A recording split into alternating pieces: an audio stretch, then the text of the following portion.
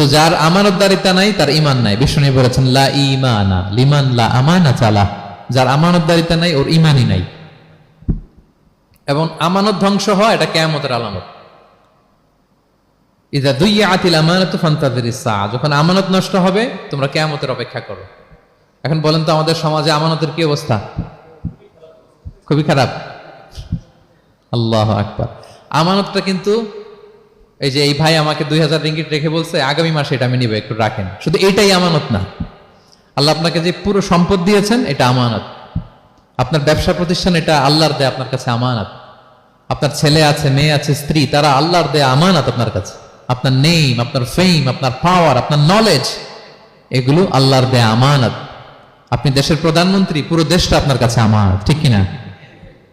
এই আমানতের ব্যাপারে জিজ্ঞেস করা হবে। বিশ্বাসীদের বৈশিষ্ট্য তারা আমানতকে হেফাজত করে, আমানত রক্ষা করে। আমানত